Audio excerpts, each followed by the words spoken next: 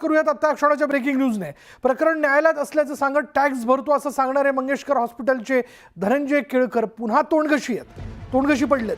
महापालिकेकडून दीनानाथ मंगेशकर रुग्णालयाला थकीत 22 कोटी रुपये टॅक्स भरण्यासाठी नोटीस बजावण्यात आली आहे। तातडीने 2 दिवसात पैसे भरण्याची सूचना करण्यात आली, अन्यथा कारवाईचा इशारा या नोटीसमधून देण्यात आला। अधिक तपशील आपण जाणून घेणार आहोत। आमचे प्रतिनिधी वैभव सुरोणे आता क्षणाला आपल्या बरोबर आहेत। वैभव, काय माहिती याबद्दल? विशाल, धनंजय केळकर यांनी काल जी पत्रकार परिषद घेतलेली होती मंगेशकर रुग्णालयामध्ये, या रुग्णालयाचा जो मिळकत कराची थकीत रक्कम जी आहे त्या संदर्भात त्यांना प्रश्न विचारल्यानंतर त्यांनी अत्यंत जोरात खुलासा केलेला होता की सदर प्रकरण जे आहे ते न्यायालयामध्ये आणि ते मंगेशकर रुग्णालयाचा जो थकीत कर आहे तो न्यायालयात भरतायत। मात्र प्रत्यक्षात महापालिकेच्या अधिकाऱ्यांनी काल या संदर्भात जेव्हा बैठक घेतली पत्रकार परिषदेनंतर आणि चाचपणी केल्यानंतर न्यायालयाचा असा कुठलाही आदेश जो आहे तो महापालिकेला अप्राप्त झालेला नाहीये की मंगेशकर रुग्णालयाकडून कर घेऊ नये।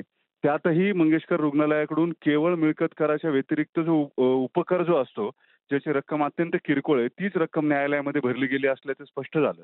त्यानंतर आज महापालिकेनं आता 2014 पासून जवळपास 22 कोटी रुपये जे आहेत ते मुख्य मिळकत कराचे थकवल्याचा महापालिकेच्या लक्षात आल्यानंतर ते तातडीनं 2 दिवसात भरावेत अशी नोटीस जी आहे ती आता मंगेशकर रुग्णालयाला जारी केली आहे। जर 2 दिवसात हे 22 कोटी रुपये भरले नाहीत तर महापालिका कारवाई करेल।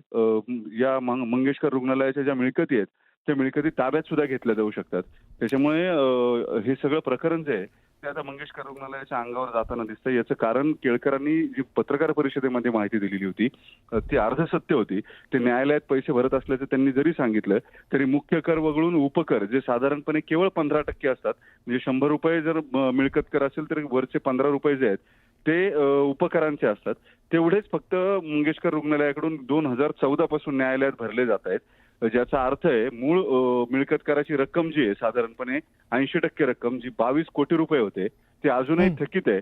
आणि केळकरांनी ही माहिती अत्यंत शिताफीनं पत्रकार परिषदेमध्ये लपवल्याचं आता समोर आलंय। त्याच्यामुळे पुन्हा एकदा केळकर हे तोंडघशी पडलेत।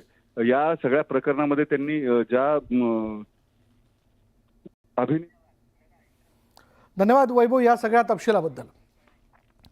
पुढे दीनानाथ मंगेशकर रुग्णालयाचे मूळ जागा मालक खिलारे कुटुंबियांनी आता भिसे कुटुंबियांची भेट घेतली आहे। भिसे कुटुंब यांच्यासोबत खिलारे कुटुंबियांनी चर्चा केली, हॉस्पिटल उघडण्यासाठी जागा दिली याचा पश्चाताप होतोय अशा प्रकारचं मत त्यांनी मांडलं होतं। आणि खिलारे कुटुंबियांनी यानंतर आता भिसे कुटुंबाच्या भेटीला गेल्याचं आपण बघतोय। झालेल्या दुर्घटनेबाबत खिलारे कुटुंबियांनी भिसे कुटुंबाशी चर्चा केली आणि त्यांचं सांत्वन केलंय।